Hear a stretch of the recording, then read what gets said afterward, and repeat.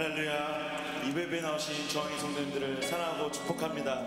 우리 구원자 되시고 만왕의 왕 되신 우리 주 예수 그리스도께 감사와 영광을 돌리며 함께 찬양 드리시겠습니다.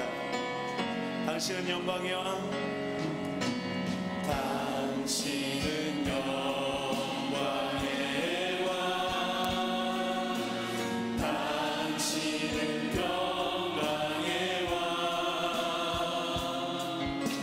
당신은 하늘과 땅의 주, 당신은 정의의 아들,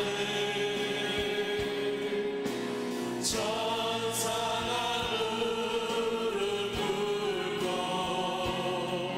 예배하고 찬송하네. 영원한 생명 말씀, 당신은 예수 그리스도. 호산나 다윗의 자손께, 호산나 불러 왕중의 왕, 높은 하늘에 영광을 예수 주 메시아. 당신은 영광의 왕, 당신은 영광의 왕,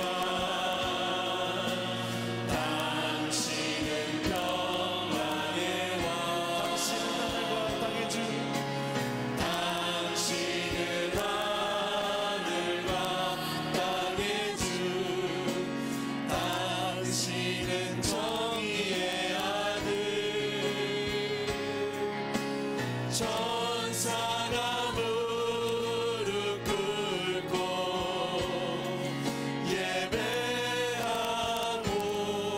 찬송하네. 영원한 생명 말씀, 당신은 예수 그리스도 주. 호산나 다윗의 자손께, 호산나 불러 왕중의 왕, 높은 하늘에 영광을 예수 메시아네. 수많은 무리들 줄지어 그분을 보기 위해 따르네. 평범한 목수이신 그분 앞에 모든 무릎이 꿇어 경배하네. 모든 문제들 하나하나 죽음까지도 힘을 잃고 생명의 근원 되신 예수 이름 앞에 모든 권세들 굴복하네.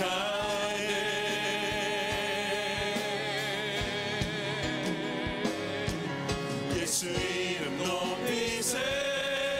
능력의 그 이름, 예수 이름 높이세. 구원의 그 이름, 예수 이름을 부르는 자, 예수 이름을 믿는 자, 예수 이름 앞에 나오는 자 복이 있도다. 나의 계획이 실패하고, 나의 계획이 실패하고, 나의 소망이 끊어질 때 삶의 주관자 되신 그분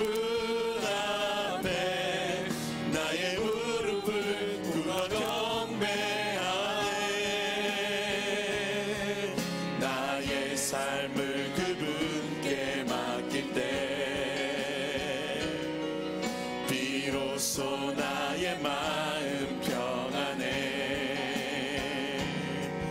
구원의 반석 되신 예수의 이름을 소리 높여 찬송하네. 예수 이름 높이세. 예수 이름 높이세. 능력의 그 이름 예수 이름 높이세. 구원의 그 이름 예수 이름을 부르는 자 예수 이름을 믿는 자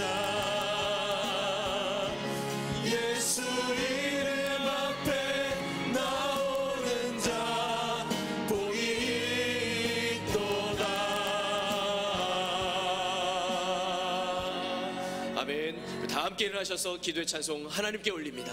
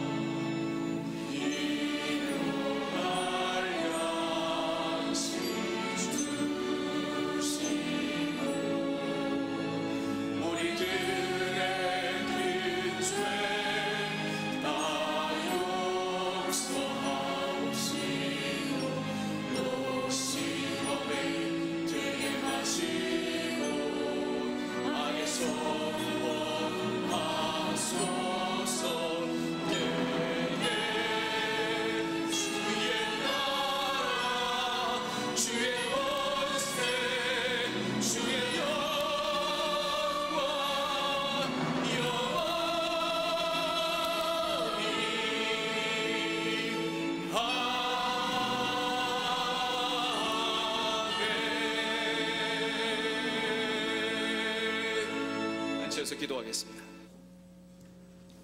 우리를 사랑하시되 끝까지 사랑하시는 하나님 아버지, 만물이 아름다운 꽃을 내는 봄의 계절을 우리에게 허락하셔서 감사합니다.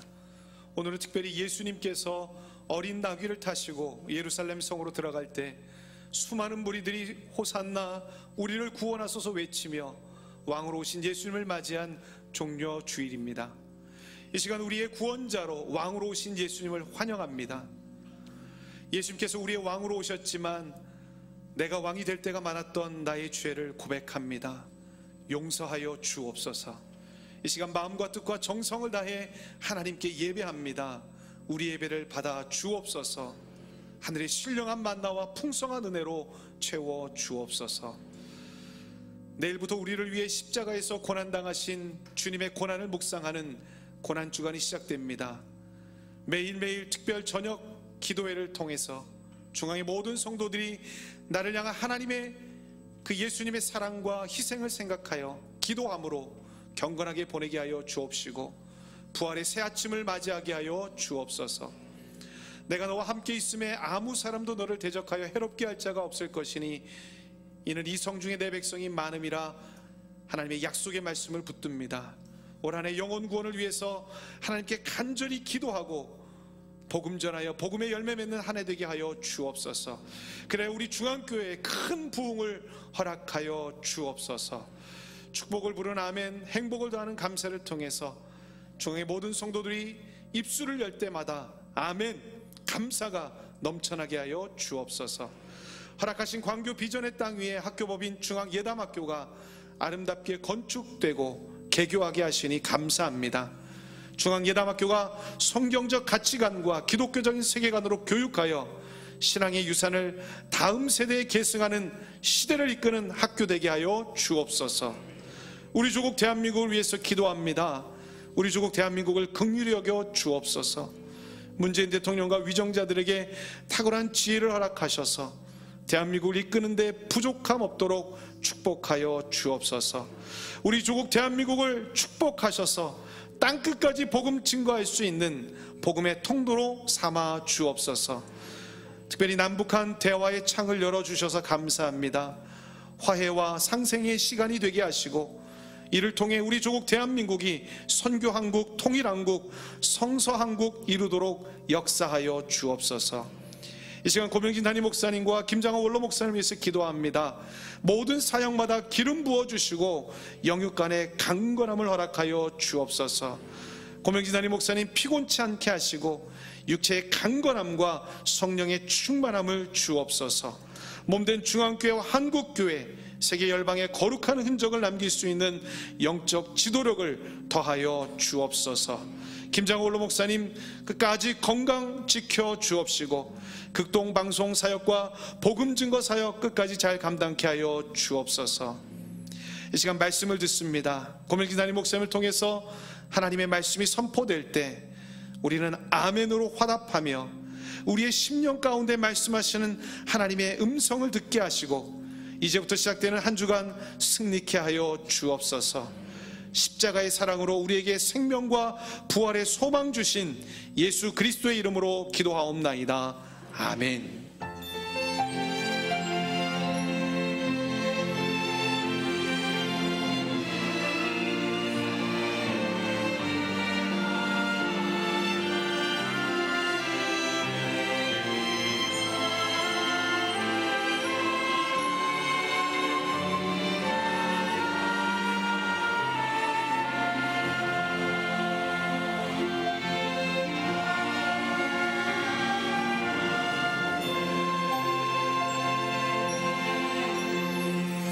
찬송 46장 1절과 3절 우리 구세주 예수님을 찬양합니다.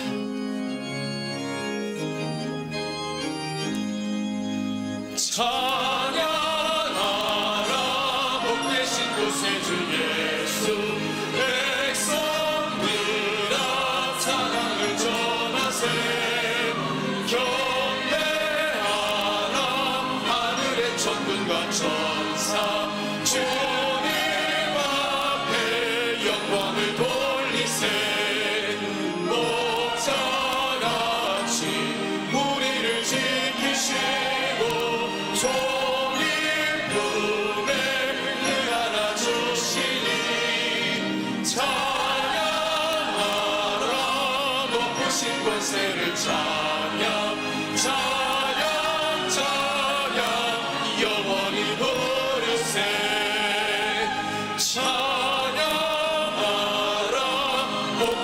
구세주 예수 천사들아 즐겁게 찬양해.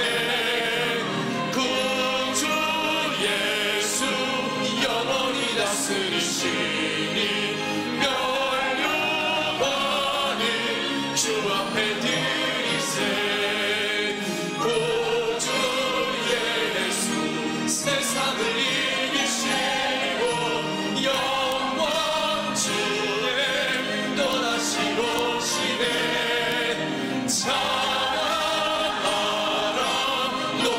권세를 찬양 찬양 찬양 영원히 부르세.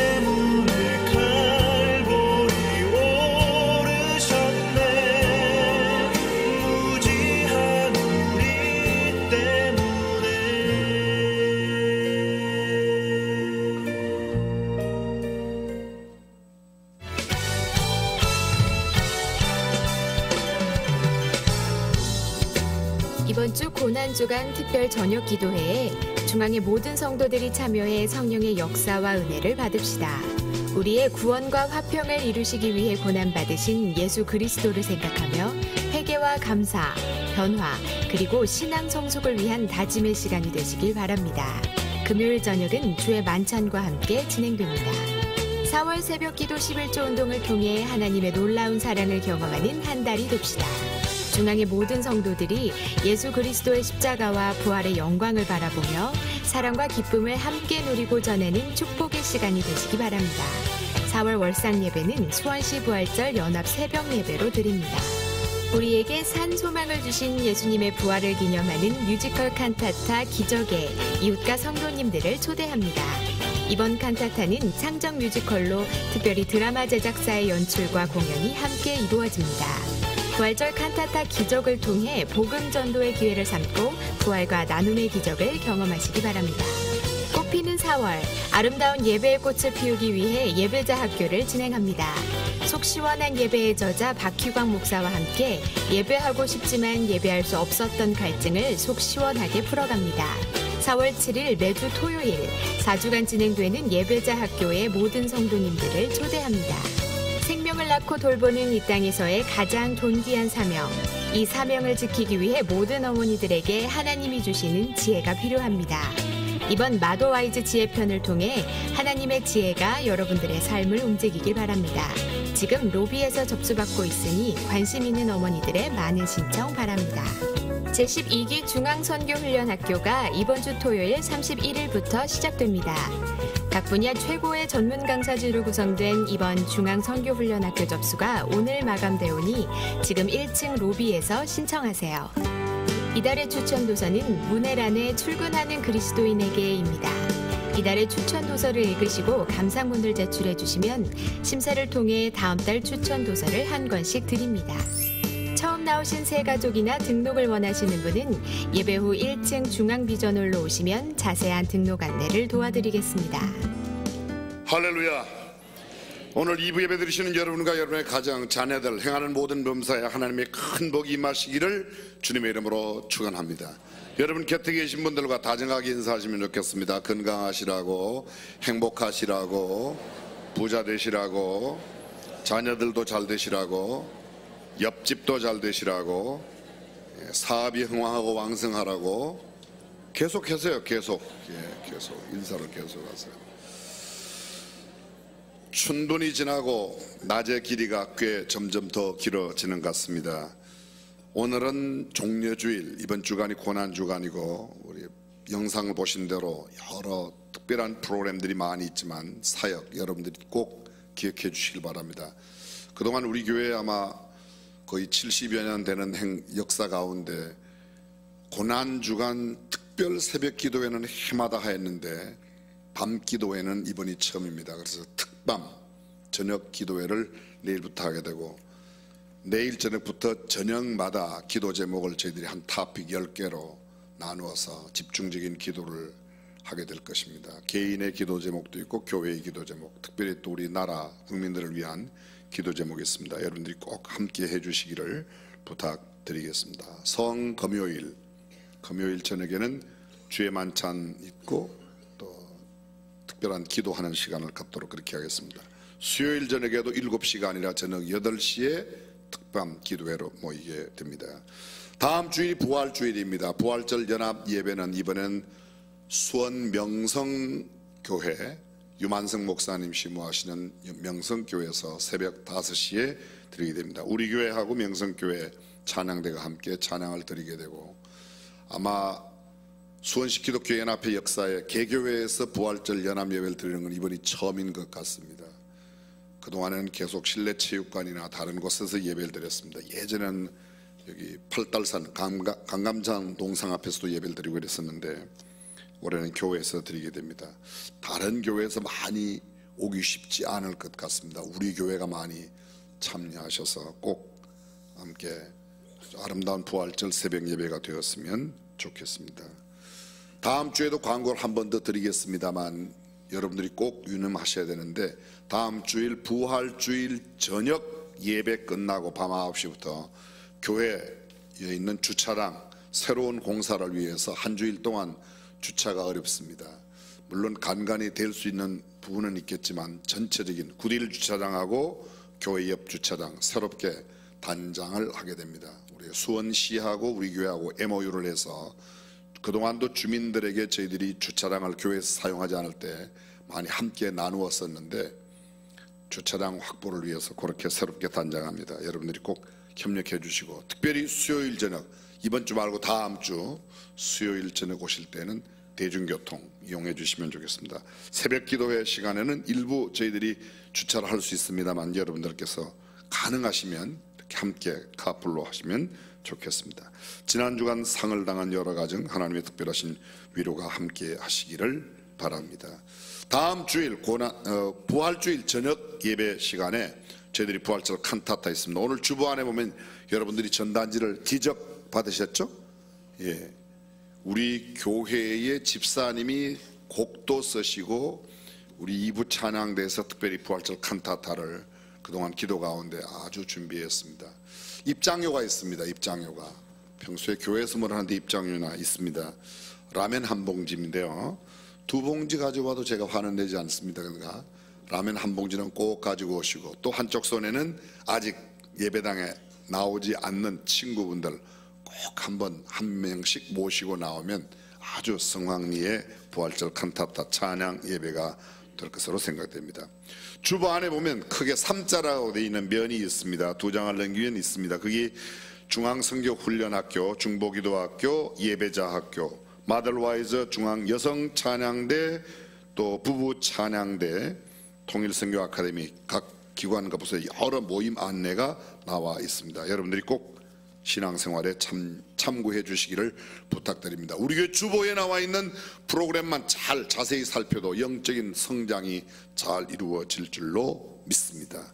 나머지 모든 소식 주보를 참고해 주시고, 오늘 2부 예배에 처음 나오셨거나 오랜만에 오신 분 이 시간 축복송 가운데 환영하겠습니다. 밝고 환한 표정으로 축복송합니다.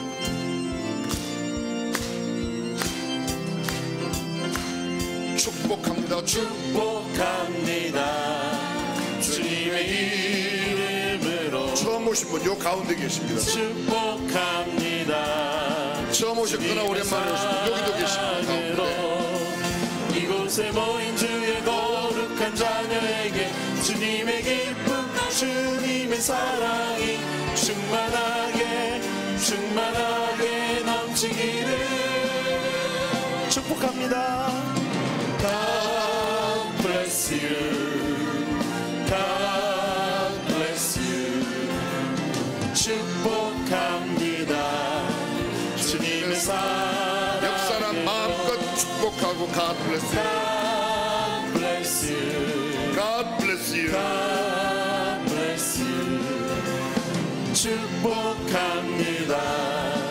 주님의 사랑으로. 뜨거운 박수로 환영해 주시면 감사드리겠습니다. 준비하신 예물 하나님께 복원합니다.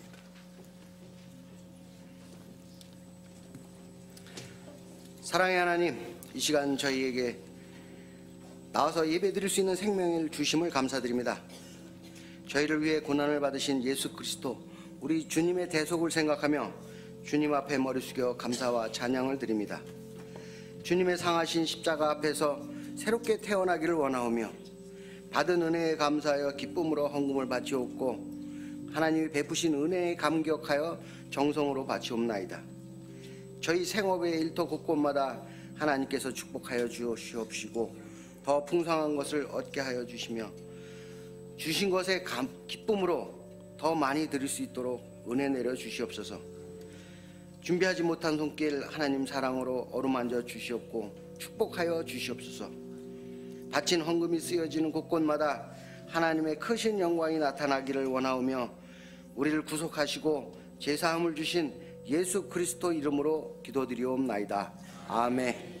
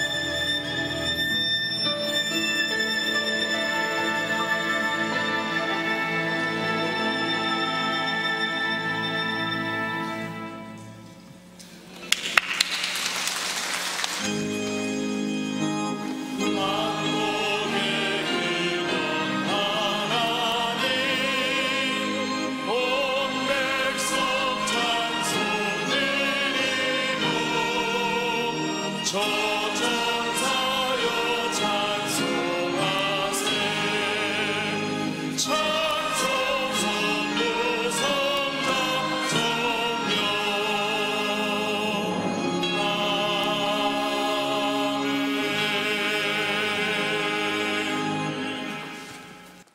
오늘 우리에게 주신 하나님의 말씀 누가복음 19장 28절에서 40절까지의 말씀을 함께 봉독하겠습니다.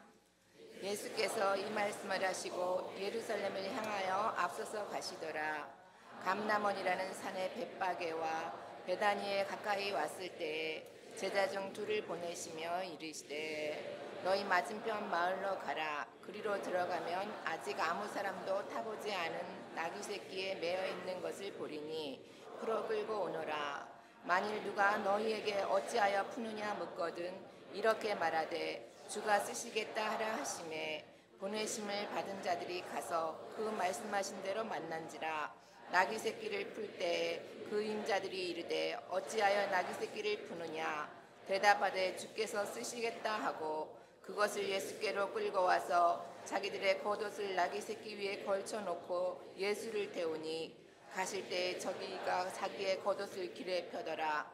이미 감람산에서 내려가는 편까지 가까이 오심에 제자의 온 무리가 자기의 본바 모든 능한 일을 인하여 기뻐하며 큰 소리로 하나님을 찬양하여 가로되 찬송하리로다. 주의 이름으로 오시는 왕이여 하늘에는 평화여 가장 높은 곳에는 영광이로다 하니 우리 중 어떤 바리새인들이 말하되 선생이여 당신의 제자들을 책망하소서 하거늘 대답하여 가라사대 내가 너희에게 말하노니 만일 이 사람들이 잠잠하면 돌들이 소리 지르리라 하시니라. 아멘.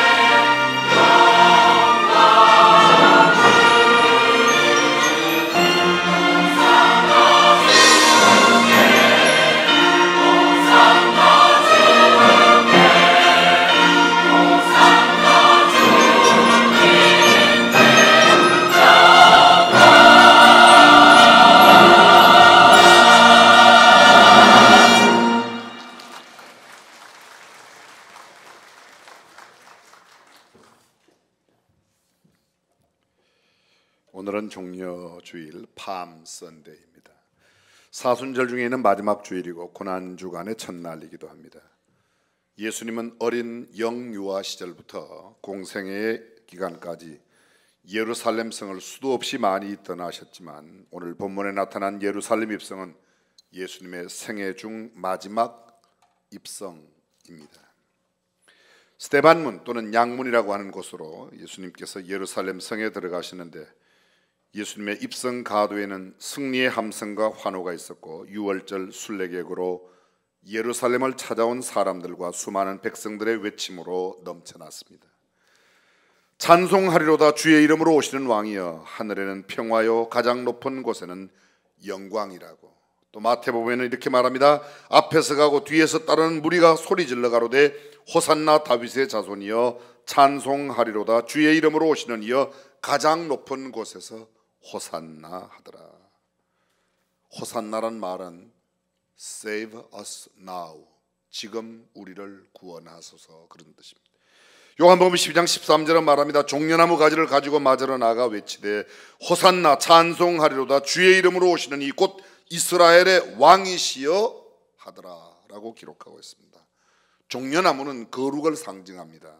승리와 번영의 심볼이고 마치 우리가 승리하면 태극기를 흔들듯이 유태인들은 그리고 아랍의 사람들은 종려나무 가지를 흔들었다고 합니다. 부활의 승리, 축복을 상징하는 의미가 이 종려나무 가지 안에 담겨져 있습니다.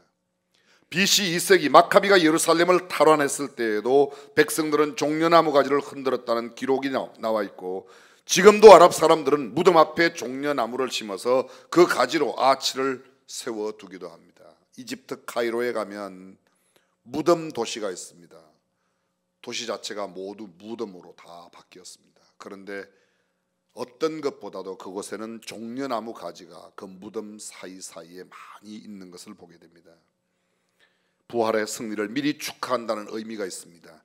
예수님의 입성에 종려나무 가지를 흔들었다는 연유에서 오늘 주일을 바로 종려주일이라 그렇게 부릅니다.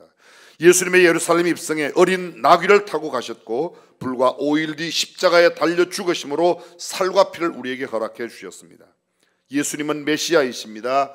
그리스도 기름 부음을 받은 선지자요 제사장이요 왕이십니다. 예수님은 평강의 왕이십니다. 만유의 주 되시고 만왕의 왕이 되십니다. 그러한 예수께서 천천만만의 군마를 거느리고 병거를 타고 성에 입성하신 것이 아니라 어린 나귀, 나약한 짐승, 그것도 새끼 나귀를 타고 입성하셨습니다. 멋지고 근사하고 화려한 레드카펫 대신에 백성들의 겉옷이 깔린 길로 오셨습니다. 길다랗고 예리한 창 끝에 승리의 깃발이 휘날리는 그런 대신 평범한 시민들이 흔드는 종려나무 가지 사이길로 오셨습니다. 우렁찬 군악대의 힘찬 연주나 팡파르 대신에 민중들의 호산나 호산나의 찬양 가운데 주님은 예루살렘 성으로 들어가셨습니다. 그분의 예루살렘 길에는 메스운 눈초리의 경호원이 없었습니다. 어떤 첨단 화력의 무기나 총도 없었습니다. 창과 칼도 없었고 세상의 부귀나 화려한 명예도 없었고 위엄도 권세도 정치 권력도 없었습니다. 우아함, 화려함, 장엄하거나 웅장 거대함은 하나도 없었습니다. 첨단 무기의 위엄과 권위의 상징이 될 만한 것 하나 없었습니다. 그저 한 번도 멍에를 메어본 적이 없는 어린 나귀, 그것마저도 빌려온 나귀 새끼를 타고 입성하셨습니다. 그런데 어떻게 예수 그리스도께서 만왕의 왕이요 만유의 주 되시고 인류의 구세주, 우주 만물의 통치자, 영존하시는 주님이 되실 수 있는가? 이것이 성경의 비결이고 이것이 우리 복음의 신비입니다. 신성하고 거룩한 미스테리입니다. 세상적인 정치의 힘이 아닌, 황금과 물질의 경제력이 아닌, 학문이나 윤리 도덕의 힘이 아닌 십자가의 방법으로 세상의 구주가 되시고 인류의 구세주가 되시고 만유의 주인, 만왕의 왕이 되셨습니다. 무슨 힘, 정치적인 능력을 갖고 왕이 된 게 아니라 십자가를 지심으로 죽으심으로 왕이 되셨다는 겁니다. 이것은 정말 독특하고도 유일한 유니크한 방법이라고 말할 수 있습니다. 복음은 신비입니다. 성경은 경이로운 비밀입니다. 죽어야 사는 역설이요 낮아져야 높아지는 파라독스입니다. 예수 그리스도의 예루살렘 입성에 영적인 네 가지 의미가 있습니다. 첫 번째 의미가 메시아직을 공식 선언하는 겁니다. 스가랴 9장 9절은 이렇게 예언합니다. 시온에 따라 크게 기뻐할지어다. 예루살렘의 딸이 즐거이 부를지어다. 보라, 내 왕이 내게 임하나니 그는 공의로우며 구원을 베풀며 겸손하여서 나귀를 타나니 나귀의 작은 것 곧 나귀 새끼니라. 그렇습니다. 예루살렘에 따라 즐거이 부를지어다. 보라, 내 왕이 내게 임하나니. 그 왕은 온 인류를 구원하는 구세주이십니다. 이른바 메시아직을 공식으로 선언한 겁니다. 두 번째 의미는 다윗의 자손으로 왕이 오신다고. 구약 성경은 예언하고 있습니다. 이새의 뿌리에서 왕이 날 것이다. 예수 그리스도의 나심을 말합니다. 호산나 다윗의 자손이여 찬송하리로다. 주의 이름으로 오시는 이여 가장 높은 곳에서 호산나 하더라 라고 말합니다. 세 번째, 겸손의 왕, 겸손하신 왕으로 오셨습니다. 마태복음 21장 5절은 그는 겸손하여 낙이 곧 멍에 매는 짐승의 새끼를 탓도다 하라. 군마를 타고 오신 게 아닙니다. 병거를 타고 오신 게 아닙니다. 쌍두마차나 사두마차를 타고 온 게 아닙니다. 전차나 탱크를 타고 고급 세단을 타고 온 게 아니라 무슨 에어포스 원 제1호 비행기를 타고 온 것이 아니라 낙이 새끼를 타고 입성하셨습니다. 성경은 말합니다. 그분은 겸손하신 까닭에 나귀를 타셨다고 말합니다. 마지막 네 번째, 평강의 왕이심을 선언합니다. 그렇습니다. 예수님은 참 평화의 주인이십니다. 이 세상에 참된 평화가 없습니다. 헨리 키신저가 중동의 평화를 만들었다고 노벨 평화상을 받았습니다. 지금 중동에 평화가 있습니까? 평화가 없습니다.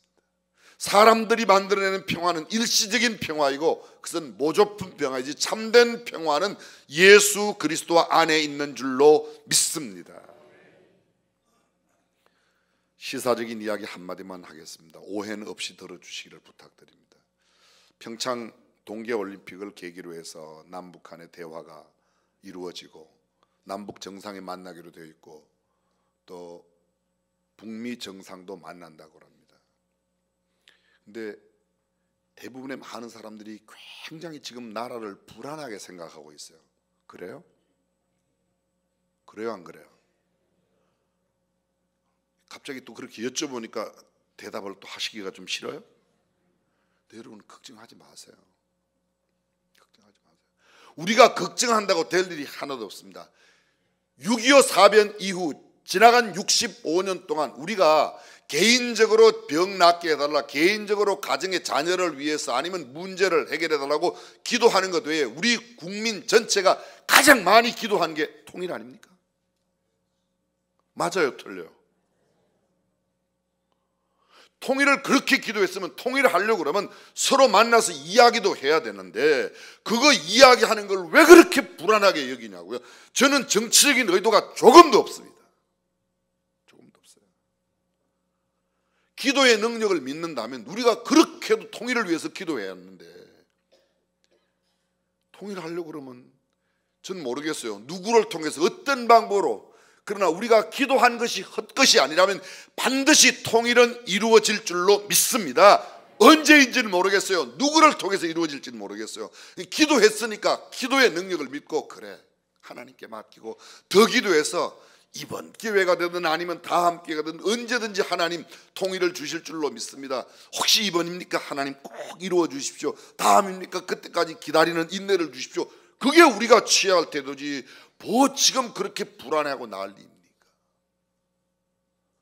예수 믿는 사람 기도는 열심히 해서 통일을 위해서 기도는 많이 하고 걱정은 제일 많이 하는 사람들이 또 교회 다니는 사람들이 앞뒤가 안 맞아요. 그건. 오늘 아침에 어떤 분이 목사님인데 저한테 문자를 보내줬어요. 카톡 문자를 길게. 실제로 시카고 윌록 교회에 있었던 일입니다. 어머니가 침례 받으시는 날 교회 앞에 한 여인이 계속 그 딸이 울고 있는 거예요. 왜 우냐고 목사님이 물어봤어요. 그랬더니 하염없이 울고 있는데 오늘 어머니가 침례를 받아서 운다는 거예요. 왜 그러냐 물었더니 20년 전에 어머니를 위해서 기도를 했대요. 어머니 꼭 예수 믿게 해달라고. 5년 동안 하루도 안 빼고 기도했는데 5년 동안 기도했는데 어머니 예수 믿을 생각을 꼼짝도 안 하더래요. 눈꼽만큼도 틈이 없어서 에휴, 기도해서 뭘 하냐, 그냥 포기해야지. 그리고 5년 동안 기도하고 포기하려고 그랬는데 엄마라서 포기가 안 돼가지고 그래도 기도는 해야지. 그래서 14년간을 더 했대요. 몇 년 했어요?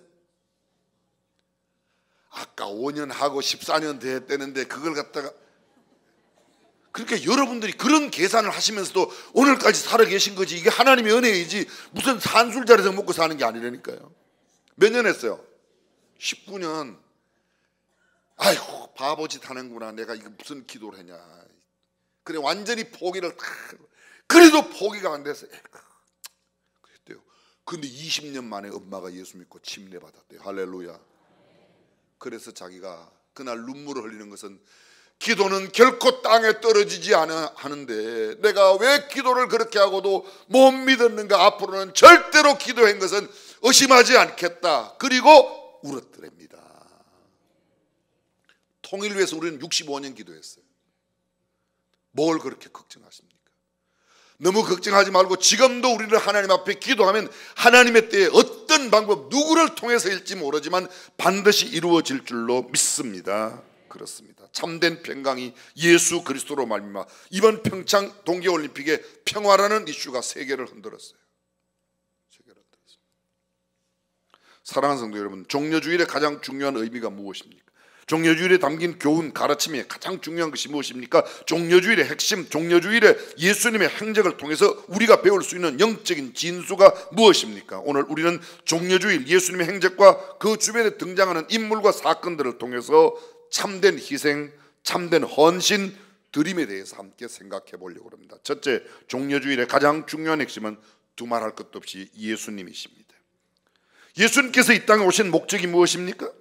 그 목적을 이루시기 위하여 구체적인 행보로 예루살렘 성으로 들어가셨다. 예수께서 오신 목적은 죄인을 구속하여 십자가에 구속하시기 위하여 십자가상에 죽으러 오셨습니다. 예수님은 죽기 위해 오셨습니다. 그분이 십자가에 죽으심으로 모든 사람을 위한 대속물로 자신을 드리고 죄악 가운데 있는 억만 죄 가운데 영원히 구원의 여망이 없는 우리들을 구원하여 주신 줄로 믿습니다. 성경은 말합니다. 인자에 온 것은 많은 사람을 위하여 자기 목숨을 대속물로 주려 함이라고 말합니다. 죽기 위해서 오셨으니까 어디에서요? 예루살렘에서 죽기 위해서 오셨다고. 그래서 예루살렘으로 향하여 올라가고 계십니다. 마태복음 16장 21절 이때로부터 예수 그리스도께서 자기가 예루살렘에 올라가 장로들과 대제사장들과 서기관들에게 많은 고난을 받고 죽임을 당하고 제3일에 살아나야 할 것을 제자들에게 비로소 가르치시니, 예수님은 자신이 예루살렘에 가 죽어야 할 것을 가르치셨습니다. 마태복음 20장 17절 이하 예수께서 예루살렘으로 올라가려 하실 때에 12 제자를 따로 데리시고 길에서 이르시되 보라 우리가 예루살렘으로 올라가노니 인자가 대제사장들과 서기관들에게 넘기움에 저희가 죽이기로 결단하고, 예수님은 예루살렘에 가면 죽이기로 결단한 사람들에 의해서 죽임을 당한다는 걸 알고 계셨지만 가셨다는 겁니다. 마가복음 10장 32절입니다. 예루살렘으로 올라가는 길에 예수께서 제자들의 앞서 가시는데 저희가 놀라고 좇는 자들은 두려워하더라. 이에 다시 12 제자를 데리시고 자기의 당할 일을 일러 가라사대 보라 우리가 예루살렘에 올라가노니 인자가 대제사장들과 서기관들에게 넘기움에 저희가 죽이기로 결단하고 이방인들에게 넘겨주겠고. 그렇습니다.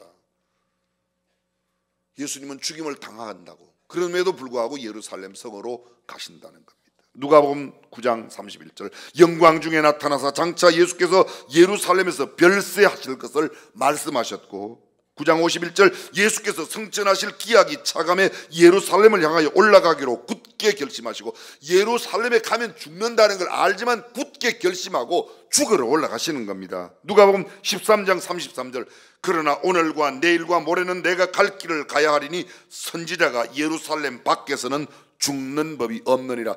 예루살렘 밖에서는 죽는 법이 없느니라. 뭐야? 예루살렘에서 죽으신다는 말입니다. 누가복음 18장 31절 예수께서 12 제자를 데리시고 이르시되 보라 우리가 예루살렘으로 올라가노니 선지자들로 기록된 모든 것이 인자에게 응하리라. 인자에게 응하는 내용이 뭡니까? 예루살렘에 십자가를 지고 죽으시는 그 일이 그대로.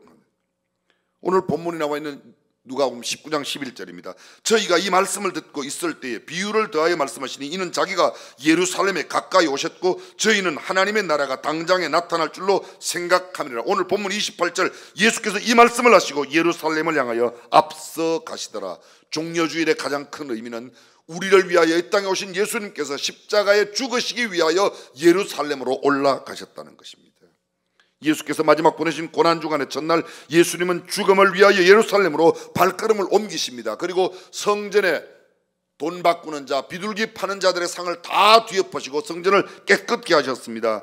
감람산 강화를 하셨습니다. 최후의 만찬을 제정하셔 그 성찬을 나누어 주시면서 이 떡을 먹고 이 잔을 마실 때마다 주의 죽으심을 오실 때까지 전하라고, 주의 죽으심을, 내가 십자가에 죽는 것을 너희는 땅끝까지 내가 다시 올 때까지 전하라고 이야기하고 있습니다.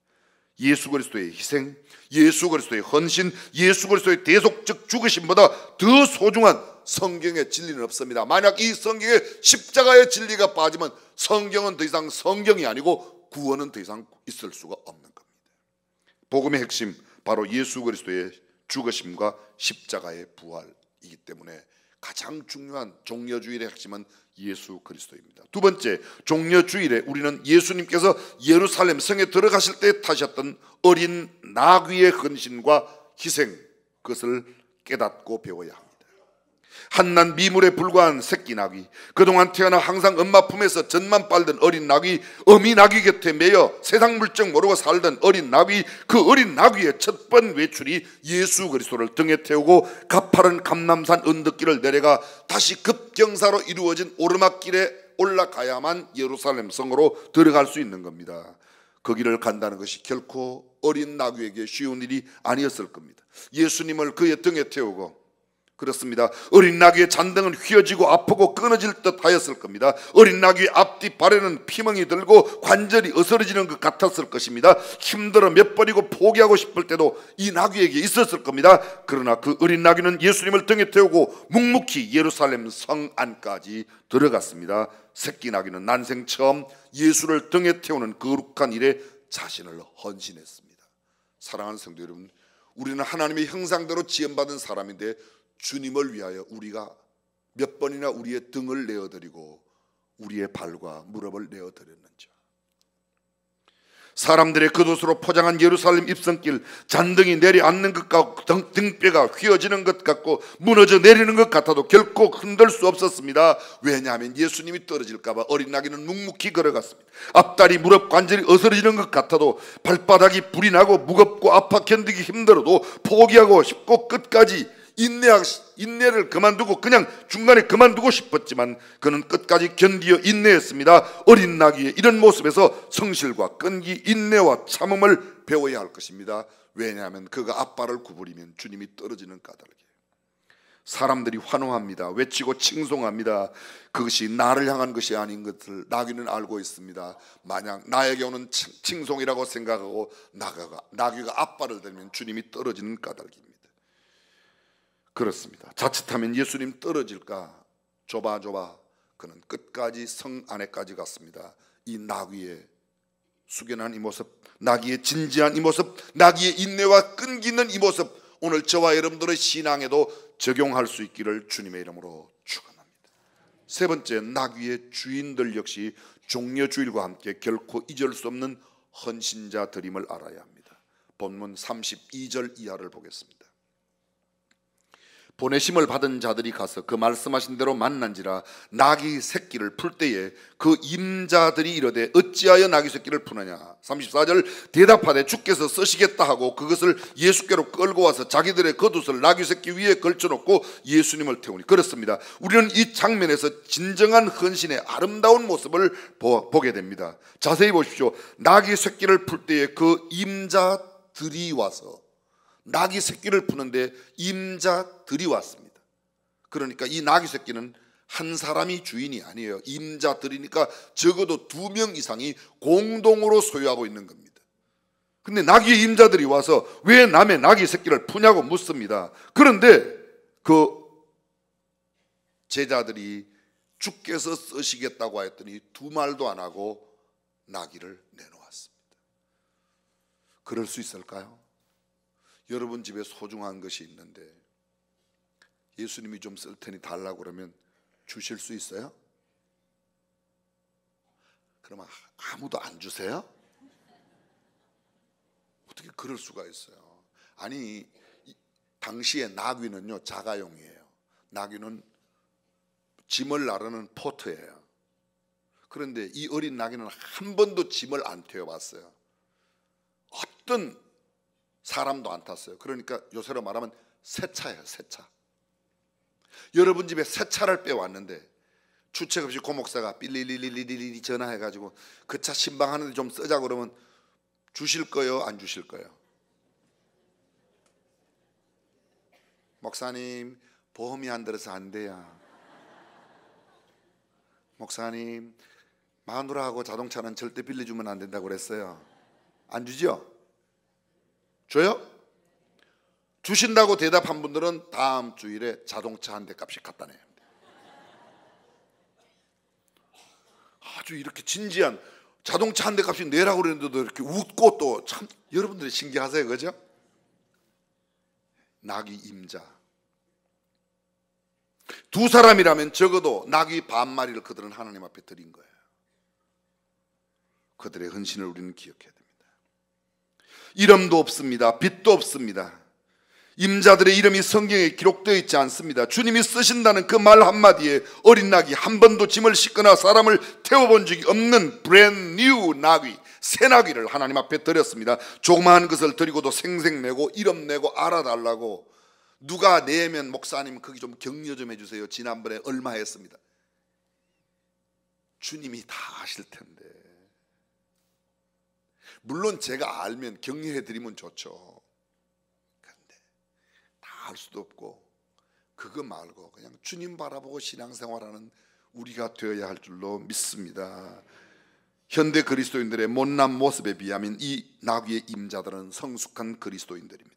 주님께 드림의 의견이 나누어지지 않았습니다. 어쩌면 그들은 주님께서 자신의 나귀를 써주신다는 것을 영광스럽게 생각했을 가능성이 매우 높습니다. 이리 재고 저리 재고 망설이지 않았습니다. 미루지 않았습니다. 생각 좀 해봐야 되겠다고, 계산 좀 해보고 드리자고 그런 말 하지 않았습니다. 의논해봐야 된다고 그런 말 하지 않았습니다. 계산하지 않았습니다. 누군가 알아주기를 원치를 않았습니다. 그냥 주님이 쓰신다는 말 한마디에 나귀를 내놓았습니다. 우리는 나귀 주인에게 배워야 합니다. 주께서 우리에게 맡기신 것 주님이 쓰신다고 말하면 기꺼이 드릴 수 있어야 할 터인데 주인께서 쓰신다는데도 우리는 핑계가 많습니다. 계산이 많습니다. 내 것도 아닌데 결국은 두고 갈 건데 우리는 그렇게 계산이 많습니다. 그것이 바로 저와 여러분의 모습입니다. 인생 별것 아닙니다. 아무리 많이 가져도 다 두고 갈 건데 거기에 그것이 내 것인 것 마냥 그렇습니다. 이 나귀의 임자들을 통하여 아름다운 가르침을 배우고 우리 삶에도 적용할 수 있기를 주님의 이름으로 축원합니다. 네 번째, 우리는 종려주일에 예루살렘 연도에 외치는 자들과 고함 지르는 그 사람들의 이야기, 그리고 그들을 꾸짖는 사람들을 생각지 않을 수 없습니다. 아마도 그들은 감람산 근처 주민이었을 겁니다. 그들은 대단히 동네 사람이거나 벳박의 언덕 맞은편 마을 사람들일 수도 있습니다. 아니 어쩌면 유월절 절기를 지키기 위해 며칠 일찍 예루살렘 근교에 와서 유월절을 준비하고 있는 유대인 순례자들일 수도 있습니다. 그들은 겉옷을 벗어 예수께서 타고 가시는 나귀 위에 걸어가는 길 앞에 길 위에 폈습니다. 종려나무 가지를 흔들고 소리칩니다. 여러분 저를 잠깐 주목해 보십시오. 보통 중동 사람들이 입는, 중동이 굉장히 더운 지역이요, 그 입는 옷이 통옷이에요. 통옷 이해하세요? 그럼 통옷 안에 뭐 또 많이 입어요, 안 입어요? 지금부터 2000년 전이에요. 2000년, 아니 50년 전, 60년 전 우리가 어릴 때만 해도 네이가 없었어요. 무슨 네이가 있어요? 팬티가 어디 있고 난닝구 아래 난닝구 이런 거 없었어요? 있었어요? 그런 거 입은 집은 굉장히 부잣집이나 있었지. 장로님 죄송합니다. 성함은 제가 안 부를게요. 장로님들 어릴 때 속옷 있었어요, 없었어요? 죄송해요, 이런 거 여쭤봐서 없었어요. 옛날에 유태인들이 만약 있어 겉옷을 벗었다 그러면 간신히 여기나 살짝 여기 여기나 살짝 가렸겠지 뭐가 있었겠어요. 그리고 그냥 알몸뚱이에 종려나무 가지 흔들었어요. 주님을 찬양했어요. 그들의 환호와 외침, 불과 일주일 되지 않아 모두 저주와 원망으로 바뀝니다. 불평으로 바뀝니다. 예수를 십자가에 못 박으라고 바뀌는 겁니다. 이것이 우리들의 모습입니다. 신앙이 뜨거울 때는 굉장한데 금방 변덕처럼, 엊그저께까지 지난주까지 잘 보이던 사람이 갑자기 안 보여요. 그럼 뭐예요? 비슷한 거죠. 어떤 바리새인들, 오늘 성경 39절, 무리 중 어떤 바리새인들이 말하되 선생이여 당신의 제자들을 책망하소서 하거늘. 그 사람들이 소리를 지르고 그렇게 책망하라고 그럽니다. 예수님 대답하여 가라사대 내가 너희에게 말하노니 만일 이 사람들이 잠잠하면 돌들이 소리 지르리라. 이들 예수님을 잘 모릅니다. 영광과 찬송 받으실 하나님의 아들 예수 그리스도를 모릅니다. 예수님을 비웃고 조롱합니다. 오히려 찬송하는 자들을 비웃고 있습니다. 이 두 무리에게서 우리는 반면 교사로서의 가르침을 받아야 합니다. 한때는 뜨겁게 예수님을 찬양하였지만 일주일이 못해, 아니 5일 뒤에 예수님을 십자가에 못 박으라고 돌변하는 회중 가운데 우리가 한 사람이 아닌지, 그리고 그들을 비웃고 책망하라고 말하는 바리새인 가운데 바로 내가 보이지 않는지 모르겠습니다. 유명한 실존주의 철학자 케일 케코르는 맹목적 환호가 얼마나 위험한 것인가를 설명하는 예화를 들었습니다. 한 극장에서 멋진 쇼가 진행되고 있었습니다. 막이 끝날 때마다 잠시 불이 꺼지고 새로운 쇼가 진행되었습니다. 그런데 그 쇼는 갈수록 재미가 있었고 관객들은 환호하며 쇼를 즐겼습니다. 그런데 지배인이 갑자기 나타나 관객들에게 호소했습니다. 지금 극장에 화재가 나 전기가 나갔습니다. 관객들은 질서 있게 밖으로 대피해 주십시오 라고 했는데도 전기가 꺼지고 다음에는 더 멋진 쇼가 나온다고 쇼를 기대합니다. 그런데 실제로 이건 실제 상황이었습니다. 잠시 뒤 관객들은 화염에 뒤덮인 극장 안에서 모두가 다 참사를 당하고 말았습니다. 무슨 말입니까? 이것이 바로 맹목적 환호예요. 사람들이 호산나 하니까 나도 호산나 불렀습니다. 근데 결국은 내 안에 진심 어린 찬양이 아니니까, 진심 어린 신앙의 고백이 아니니까 며칠 뒤에 예수를 십자가에 못 박으라고 하는 그 무리들의 모습이 아닌가 생각합니다. 우리는 모두 정말 사악한 인간의 본성을 갖고 있어요. 어떤 아이가 학교 가다가 어떤 어르신이 돈을 잊어버린 것을, 동전을 찾는 것을 도와준다고 했다가 학교에 늦었어요. 선생님한테 야단맞습니다. 너 왜 늦었니? 그랬더니 어떤 어르신이 동전을 잃어버려서 그 동전 찾는 거 지키고 있다가 그렇게 되었다고. 그 선생님이 이야기하는 겁니다. 예, 동전 찾는 것도 중요하지만 네가 학교에 시간 맞춰오는 게 더 중요한데 왜 그걸 했니? 그랬더니 선생님 미안합니다. 제가 그 자리를 뜰 수가 없었다고. 왜 못 뜨냐고 그랬더니 제가 동전을 밟고 있었기 때문에 떠날 수가 없었다고 그러더래요. 그게 인간이에요. 그게 인간이에요. 웃을 거 하나도 없어요. 내 안에 그게 있어요. 내 안에. 돈만 된다면 그런 짓 하는 게 우리라는 거예요. 근데 이런 우리를 구속하기 위하여 예수님이 이 땅에 오셨는데 우리는 그 예수님을 몰라보고 그를 비난하고 그를 조롱하고 조금 기도해서 안 되면 또 안 된다고 좌절하고 낭망하는 겁니다. 히틀러 정권의 유태인 학살 집행자였던 아돌프 아히만, 아르헨티나에 숨어 살다가 1960년도 이스라엘 비밀 경찰에 붙잡혀 예루살렘에 재판을 받게 되었습니다. 아우슈비츠 수용소에서 살아남은 한 유태인이 증인으로 나왔습니다. 재판관이 그에게 피고가 아히만이 맞는지 확인해 달라고 했습니다. 피고를 자세히 쳐다보고 있던 그 증인은 그 자리에서 그만 졸도를 해버렸습니다. 한참 있다가 깨어난 증인에게 재판관이 물었습니다. 과거에 악몽이 되살아나 졸도하였습니까? 증인의 대답은 뜻밖이었습니다.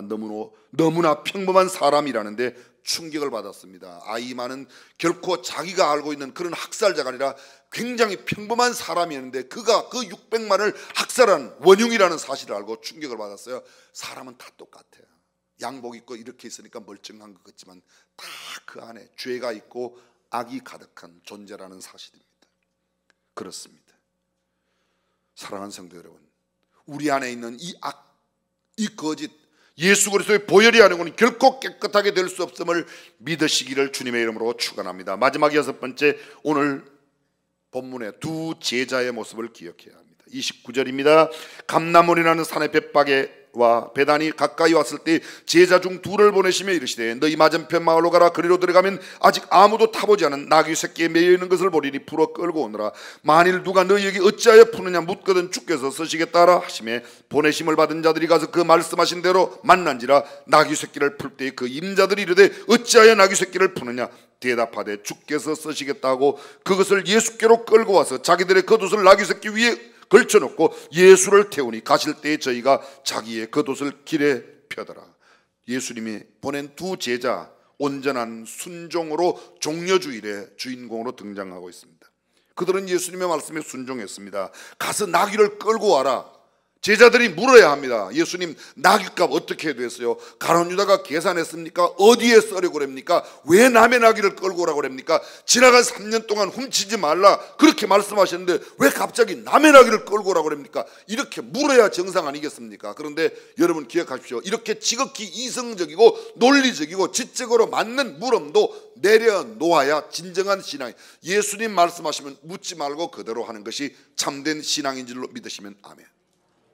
아멘. 그게 신앙이에요. 우리는 너무 똑똑해. 꼭 그렇게 해야 됩니까?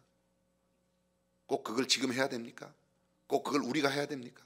여러분, 성경이 기도하라고 그러면 토달지 말고 기도하고, 성경이 전도하라고 그러면 토달지 말고 전도하고, 때로 목사가 내는 이야기나 때로 교회 성도들이 내는 이야기 가운데서는 우리가 퀘스천 마크를 물고 이야기를 해봐야 될 겁니다. 그러나 성경이 말씀하고 있는 내용은 이유 없이 설명 없이 토달지 말고 그대로 순종해야 될 줄로 믿으시면 아멘. 그게 신앙이에요. 오늘 제자 마태복음은 이렇게 말합니다. 제자들이 가서 예수께서 명하신 대로 하여 끝입니다. 나귀값에 대해서 묻지 마세요. 어디에 쓰냐고 묻지 마세요. 왜 남의 나귀 훔치냐고 묻지 마세요. 주님은 그런 거 안 시키지만 시키면 시키는 대로 한다. 그게 신앙입니다. 말씀을 맺겠습니다.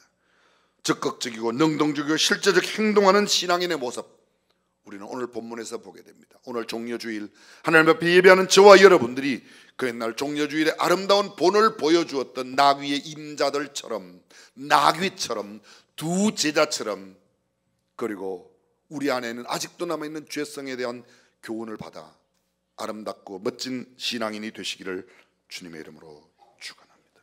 전능하신 우리 하나님, 우리 모두가 하나님의 말씀대로 순종하는 참된 그리스도인이 다 되게 하옵소서.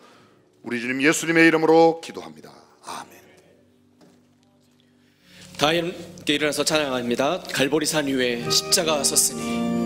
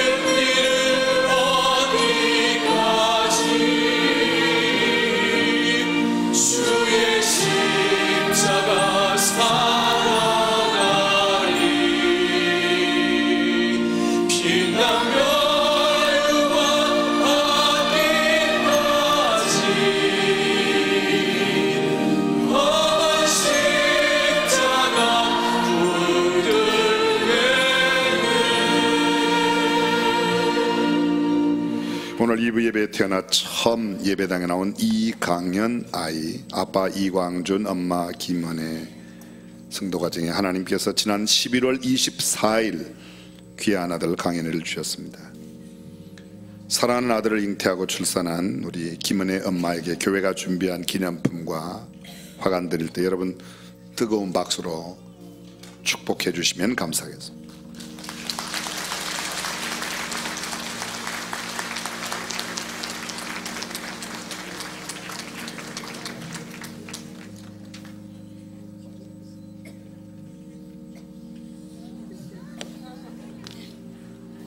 예뻐요. 제가 제일 행복한 시간이 이 시간인 걸 아시죠? 지 얘기도 아닌데 2명 이상 낳을 거라는데 한 5명, 6명 낳았으면 참 좋겠어요. 한 말씀 하시죠. 전능하신 우리 하나님 감사합니다. 이광준 아빠, 김은혜 엄마 사이에 하나님께서 강현이를 허락해 주셨습니다. 강현이 일찍부터 믿음의 엄마 아빠 만났는데 일생 동안 예수님을 구주와 주님으로 만나고 훌륭한 영적 멘토, 탁월한 선생님, 좋은 친구, 결혼할 때면 믿음이 좋은 예쁜 신부를 만나도록 축복해 주옵소서. 일생 동안 꼭 만나야 될 사람은 주께서 만나게 하시고 만나서 아니 될 사람은 주님이 막아 주옵소서. 지혜와 총명 주시고 건강 더하여 주셔서 세상의 거룩한 역사에 아름다운 흔적을 남기는 하나님의 아들로 자라게 하여 주옵소서. 이제는 우리 주 예수 그리스도의 은혜와 하나님의 무한하신 사랑과 성령님의 감동, 감화, 교통, 충만하심이 종려주일의 교훈을 가슴 깊이 새기고 믿음의 아름다운 신앙인으로 살기를 다짐하는 모든 성도들과 가정, 자녀들, 생업 위에 그걸 우리 대한민국 위에 영원토록 함께 하시기를 간절히 축원하옵나이다. 아멘.